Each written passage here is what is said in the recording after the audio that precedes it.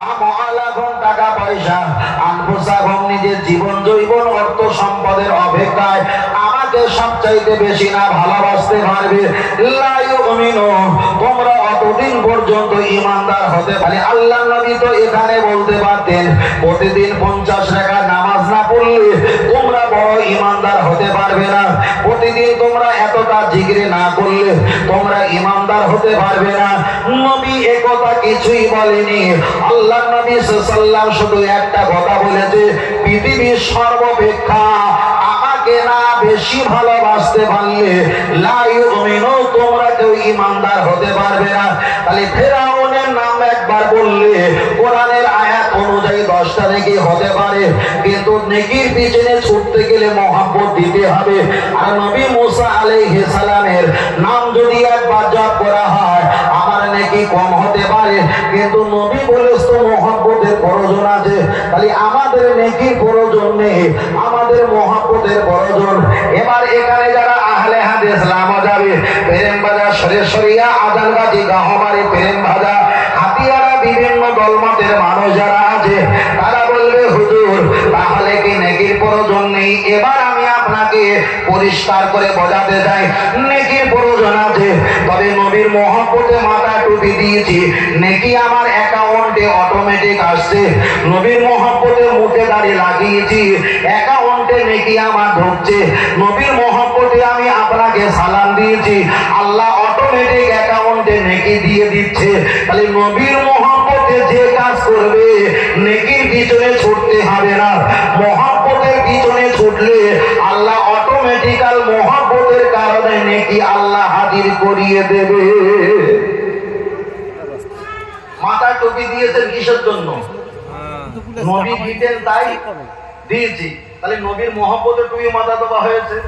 এখন মহব্বতে যখন টুপি দিয়েছি নাকি চিন্তা আছে? নাকি তো এমনি আর তেমনি হচ্ছে, ঠিক না বেটি? মুখে দাড়ি রেখেছি কিসের জন্য? নবীর সুন্নাত, নবীর ভালোবাসা।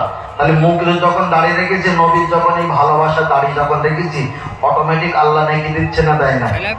তাহলে মহব্বতে যখন জড়িয়ে যাবো নেকির টেনশন আর থাকে না, তখন অটোমেটিক্যাল যা নবিয়ানা কাজ করব আল্লাহ সবকটা নেকিতে পরিপূর্ণ করবে। আরেকটু ছেড়ে বলেন সুবহানাল্লাহ। পিছনে ভাই বুঝতে পারছেন তো বাবু? বাচ্চা যারা আছো নিচে বসো, চেয়ার ফাঁকা রাখো, নিচে বসো। ওই এক আবার শুয়ে পড়েছে এইখানে সামনে, আমার এইভাবে থাকলে ভাই সমস্যা হয়, বুঝলেন না?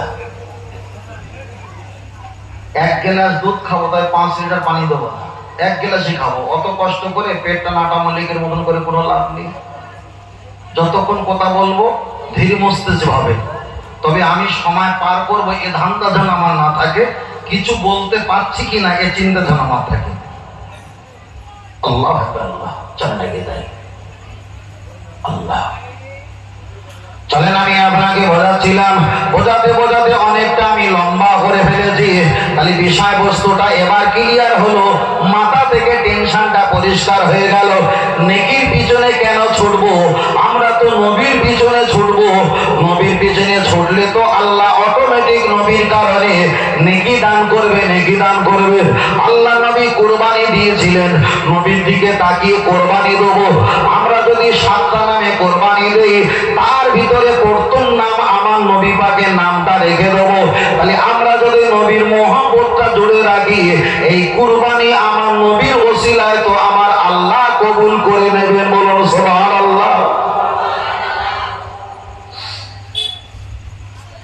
হাদিস শরীফে নবী আমার হাদিস শরীফে বললেন, ও আমার সাহাবীরা জেনে রেখে দাও, মানা আসানি, কেউ যদি আমাকে ছেড়ে দেয়, আমাকে ভুলে দেয়, আমাকে যদি বাদ দেয়, ফাকাদ আসাল্লাহ, আমার আল্লাহ তাকে সরিয়ে দেবেন, আমার আল্লাহ তাকে হটিয়ে দেবেন, আল্লাহ তাকে সরিয়ে দেবেন।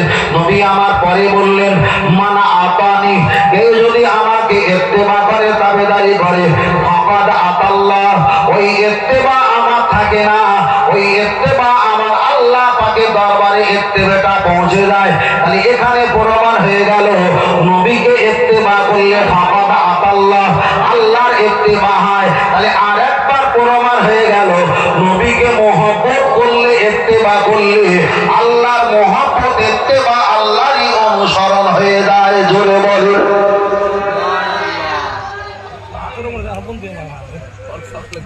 আমার কথা বুঝতে পারছেন বাবু?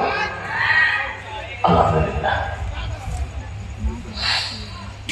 চলেন, আমি আপনার কাছে বলছিলাম নবী সম্পর্কে বলতে বলতে বেশ কিছু 2-5টা আমি যখন বলে ফেলেছি, চট করে আদৌ 4টে বলা যাক।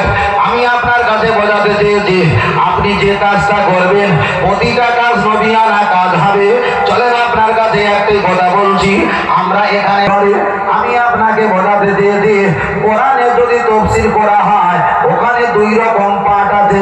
একটা আছে নবীর প্রশংসা, একটা আছে আল্লাহ পাকের নিয়ামত, আল্লাহ পাকের নিয়ামত, আল্লাহ পাকের হুকুম, আল্লাহ পাকের আযাব, আল্লাহ পাক আমাদের শান্তি দেবে, সবকিছু ভাগ আছে।